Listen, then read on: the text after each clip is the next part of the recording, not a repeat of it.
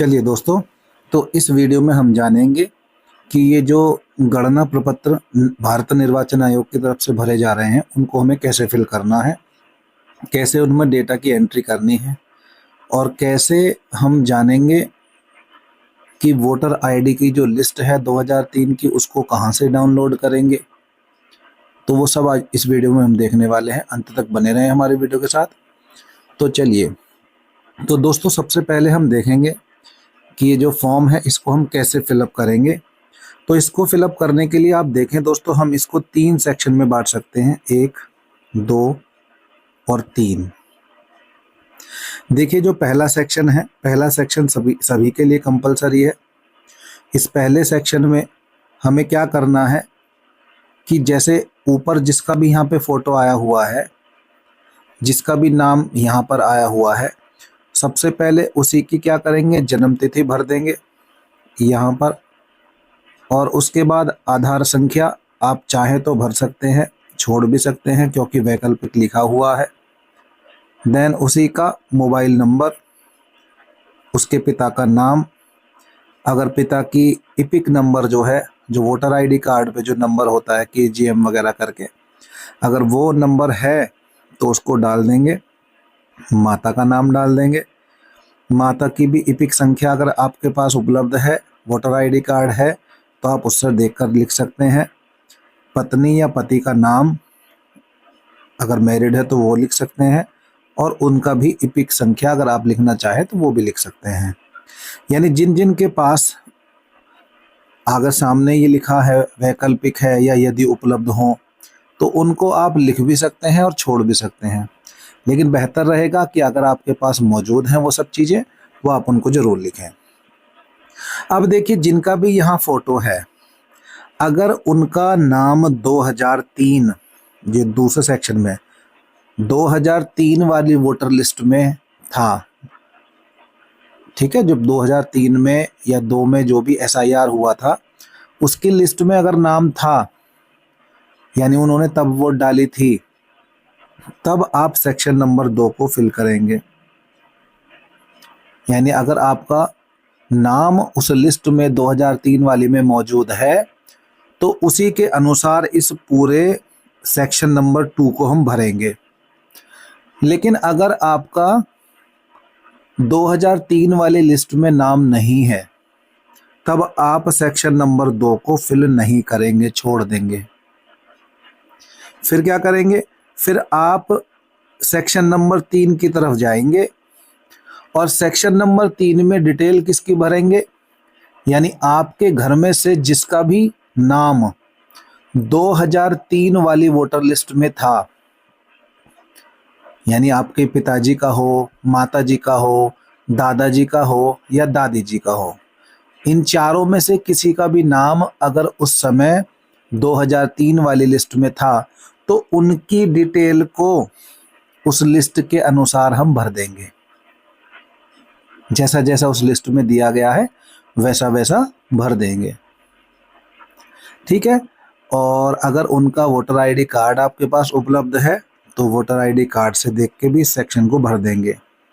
यानी आप समझ ही गए होंगे, सेक्शन 1 सभी को भरना है, सेक्शन 2 उनको भरना है। यदि जिसका भी डिटेल आप 1 वाले की डिटेल जो आप 2003 की लिस्ट में उनका नाम था, तब 2 सेक्शन को भर देंगे, 3 को खाली छोड़ देंगे। लेकिन अगर 2003 वाली लिस्ट में नाम नहीं है, तब आप आपके परिवार में से जिस भी सदस्य का नाम 2003 की लिस्ट में हो उसकी डिटेल को सेक्शन नंबर 3 में भर देंगे। इतना आपको समझ में आ गया होगा।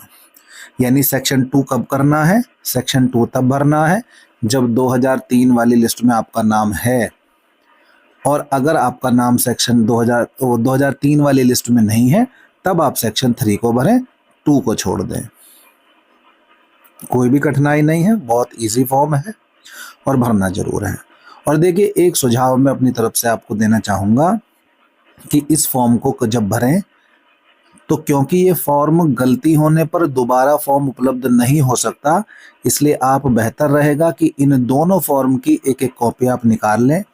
पहले उस कॉपी पर सारी डिटेल अपना भर लें, जब उसमें जो भी करेक्शन होना है उसको आप कर लें, तब आप ये जो फॉर्म आपको बीएलओ की तरफ से दिए गए हैं, तब सही सही डिटेल उस फोटोकॉपी पे जो आपने भरी है उस सही सही डिटेल को आप यहाँ भर लें, तो आपका फॉर्म गलत होने से भी बच जाएगा। तो आपको समझ में आ गया होगा। अब बात जो हो रही है बार बार 2003 वाली वोटर लिस्ट की, वो कहाँ से डाउनलोड करें, तो अब आगे वीडियो में हम उसको जानेंगे कि वो कहाँ से डाउनलोड होगी। चलिए इसके लिए आप जुड़े रहे हमारी वीडियो के साथ।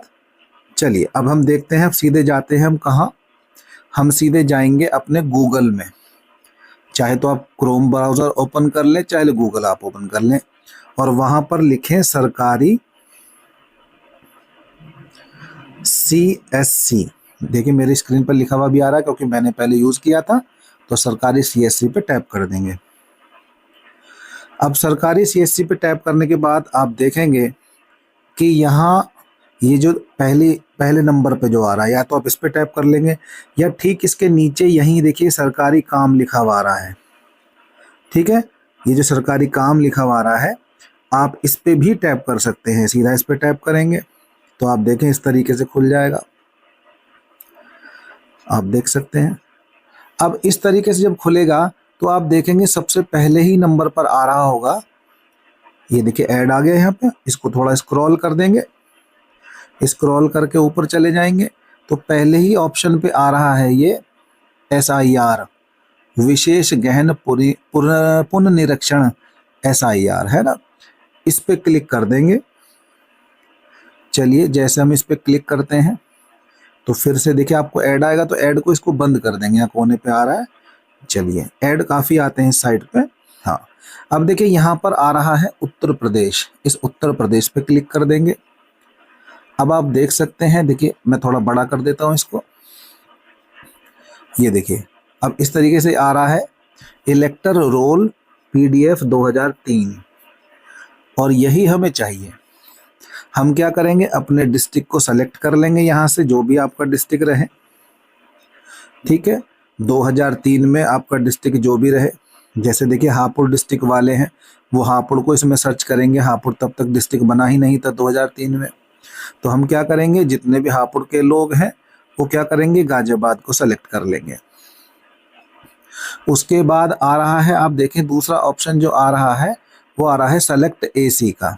AC यानी जो हमारी विधानसभा की वोट, जो MLA वाली वोट जिसको डालकर मुख्यमंत्री चुनते हैं, वो वाली वोट हम किस क्षेत्र की डालते हैं। जैसे यहाँ पे जैसे मैं अपनी डिस्ट्रिक्ट की देख रहा हूँ तो वहाँ पे गढ़मुक्तेश्वर, गाजियाबाद, हापुड़, खरखौदा और खेड़ा, मोदीनगर, मुरादनगर ऐसे आ रहे हैं।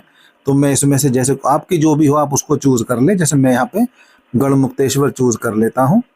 तो आप देखें जैसे ही आप इसको टैप करेंगे शो पे, तो वो शो पे आपको इस तरीके से दिखा देगा। अब देखिए यहाँ पे अगर आप नीचे देखें तो नीचे यहाँ देखें, यहाँ ये पेजेस दिए गए हैं, पेज नंबर, और आपको यहाँ ढूंढना है अपना पोलिंग स्टेशन, यानी जहाँ पर आप वोट डालते हैं, है ना। जहाँ भी आप वोट डालते हैं उसका पोलिंग स्टेशन चुनना है। मान लीजिए इन सब में आपके उसका नाम नहीं दिख रहा है, तो आप क्या करेंगे, आप सीधे से दूसरे पेज पे चले जाएंगे, फिर यहाँ ढूंढेंगे, फिर तीसरे पेज पे चले जाएंगे, यहाँ ढूंढेंगे, जहाँ पर भी वो मिल जाएगा। जैसे मान लीजिए अब हम चले गए यहाँ, तो 10 नंबर पे जैसे मैं ढूंढ रहा हूँ, तो 10 नंबर पे मान लीजिए मेरा वो मिल जाता है। जैसे मेरा ये मिल जाता है तो मैं उसी के सामने डाउनलोड जो ये आ रहा है लिखा हुआ, देख सकते हैं, जब मिल जाएगा तो उसके सामने जो डाउनलोड आ रहा है लिखा हुआ, उसी डाउनलोड पे आप उसके ठीक सामने वाले उस पर डाउनलोड पे क्लिक कर देंगे। ठीक है, चलिए मैं किसी एक पे कर देता हूँ। जैसे मान लीजिए डाउनलोड वाले पे हमने क्लिक कर दिया। अब देखिए नीचे ये आएगा कैप्चा भरने के लिए, कैप्चा यानी ये जो रेड कलर से जो लिखा हुआ है, ठीक ऐसा ही हमें नीचे टाइप कर देना है कॉलम में। तो चलिए कर देते हैं। जैसे मान लीजिए मैंने कर दिया NCQDF, मैंने जैसे ही किया सबमिट कर देंगे। सबमिट करते क्या होगा, ये लिस्ट हमारी डाउनलोड हो जाएगी। और यहाँ देखें नीचे यहाँ पर आ गया और आप यहाँ से ओपन कर सकते हैं इस लिस्ट को। देखिए कुछ इस तरीके की लिस्ट आपकी खुल जाएगी। तो उसमें आप देख लें कौन से पेज पर आपका वो नाम दिया गया है। ठीक है, कौन से पेज पर, और साफ एक लिस्ट खोल लेता हूं मैं। जैसे ये खुल गई, ये थोड़ी साफ है। ऐसे ही लिस्ट पे आप अब देख लेंगे, यहाँ पे आपके संबंधी का, यानी आपके माता पिता या दादा दादी में से, या फिर आपका खुद का नाम अगर उस लिस्ट में है तो उसको आप ढूंढ लेंगे। और जैसे आप ढूंढेंगे तो देखिए, मान लीजिए आप ढूंढ रहे हैं, जैसे आप फटाफट ऐसे करते करते आपने ढूंढ लिया, मान लीजिए आपका नाम कहीं यहाँ पे मिल गया। ठीक है, जैसे मान लीजिए आपका नाम मिल गया। अब देखिए नाम मिलने के बाद आप क्या करेंगे कि देखिए, अब सबसे पहले तीन चीजें नीचे आ रही थी। आ रहा था क्या? विधानसभा संख्या, विधानसभा क्षेत्र की संख्या। तो वो आप देख सकते हैं, यहाँ देखिए 376 लिखा हुआ है, तो उसमें 376 भर देंगे। भाग संख्या लिखी हुई है, तो जैसे यहाँ पे 95 है तो वहाँ भाग संख्या में 95 भर देंगे। और मान लीजिए आपका नाम, देखिए नाम, मान लीजिए आपका नाम सुरेश है, तो सुरेश कौन से नंबर पर आ रहा है? जैसे 547 नंबर पे आ रहा है, तो क्रम संख्या में 547 वहां पर भर देंगे। और फिर बात रही किसकी? बात रही है कि ये लिस्ट कैसे डाउनलोड होगी, क्योंकि इसकी एक कॉपी भी हमें साथ में फॉर्म को, जो हम बीएलओ को देंगे तो वहां लगानी पड़ेगी। तो इसकी लिस्ट की कॉपी हम कैसे लेंगे? देखिए आपके सभी के फ़ोन में स्क्रीन जो है वो स्क्रीन शॉट लेने वाला जो सिस्टम है वो ज़रूर होगा। तो आप जिस भी पेज पर आपका वो नाम है उस पेज का आप स्क्रीनशॉट ले लीजिए और उसे इमेज के फॉर्म में डाउनलोड कर लीजिए। जैसे मैंने भी इमेज के फॉर्म में उसको स्क्रीनशॉट ले लिया है। तो जैसे ही आप स्क्रीनशॉट ले लेंगे तब क्या करेंगे? तब ये सब काम बंद कर देंगे और स्क्रीनशॉट को जैसे ही आप लेंगे तो आपकी गैलरी में वो चला जाएगा। तो जैसे मैंने स्क्रीनशॉट लिया था तो गैलरी में आ गया, उसे क्रॉप व्रोप करके आप इस तरीके से एक इमेज बना लेंगे। ठीक है, इमेज बनाने के बाद देखिए हमें क्या चाहिए, अगर हम इस इमेज की फ़ोटो निकालेंगे तो वो अजीबोगरीब तरीके से निकलेगी, लेकिन हमको चाहिए कि जैसा ये पेज है ऐसी की ऐसी इसकी एक इमेज निकल कर आ जाए, हम उसकी फ़ोटो कॉपी करा लें और वो लगा लें। तो उसके लिए आपको क्या करना होगा, आप एक ऐप प्ले स्टोर से डाउनलोड करेंगे, PDF टू इमेज। ठीक है, आप क्या करेंगे, प्ले स्टोर पर जाएंगे और वहाँ पर PDF टू इमेज एक ऐप डाउनलोड कर लेंगे। जैसे मैं लिख देता हूँ यहाँ पे। देखिए जब हमने इमेज डाउनलोड कर ली है, अब हम जाएंगे प्ले स्टोर पर और प्ले स्टोर पर जाकर हम सर्च करेंगे PDF टू इमेज या इमेज टू PDF। फिर से उल्टा बोल रहा हूँ, इमेज टू PDF। तो इस तरीके से आप देखेंगे इमेज टू PDF जब आप करेंगे तो ऐसे PDF मेकर, PDF कन्वर्टर, ऐसे बहुत सारे ऐप आ जाएंगे। किसी भी ऐप को आप ले लेंगे। जैसे मैंने ये PDF converter image to PDF वाला ऐप ले लिया है। अब आप जब इसको इंस्टॉल कर लेंगे, और मैंने इंस्टॉल किया हुआ है इसलिए यहाँ पर ओपन पहले से आ रहा है, तो हम इसको जैसे ओपन कर लेंगे। ओपन करने के बाद आप क्या करेंगे, इमेज टू PDF वाले ऑप्शन पे जाएंगे पहले पे, और यहाँ देखिए ये फिर से एक और ऐड आ गया है और इस ऐड को हम कर देंगे स्किप। देखिए अब यहाँ पे आपको क्या होगा, यहीं पे आपको, जैसे मैंने ये लिस्ट है, ये लिस्ट आपको मिल जाएगी और यहाँ से आप इंपोर्ट पे क्लिक कर देंगे। ठीक है, ये जो आपको दिया गया है नीचे इंपोर्ट, ये जो नीले कलर से हो रहा है इंपोर्ट, इस पर आप जैसे क्लिक करेंगे तो वो आपकी जो इमेज है वो यहाँ आ जाएगी। और यहाँ आने के बाद में आपको कोई एडजस्टमेंट करना हो, कोई क्रॉप करना हो तो कर लेंगे, वरना इसको कर देंगे आप डन। और कन्वर्ट टू PDF पे फिर आप नीचे यहाँ क्लिक कर देंगे तो ये कन्वर्ट हो जाएगी आपकी PDF में। अब देखिए PDF बनाने से आपको क्या फ़ायदा होगा, तो PDF बनाने से आपको ये फ़ायदा होगा कि जब आप PDF बना लेंगे तो आप किसी भी कंप्यूटर वाले के पास चले जाएंगे जो पेपर वर्क करते हैं, उनके पास चले जाएंगे और WhatsApp से इस PDF को उनके मोबाइल पर सेंड कर देंगे, या उन भैया से बता देंगे कि भैया इस PDF की एक कॉपी हमें दे दीजिए। तो आपको ऐसे कर कर ये 2003 के लिस्ट की कॉपी आपको मिल जाएगी।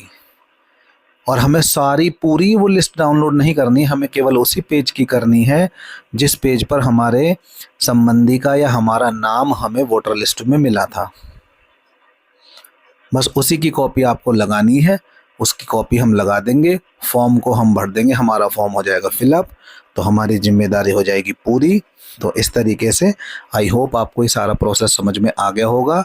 अगर आपको अब भी प्रोसेस समझ में नहीं आया है तो आप कमेंट कर सकते हैं, और कमेंट करके एक दो बार वीडियो को फिर से देख सकते हैं, आपके बिल्कुल समझ में आ जाएगा। चलिए, नमस्कार, जय हिंद, जय भारत दोस्तों।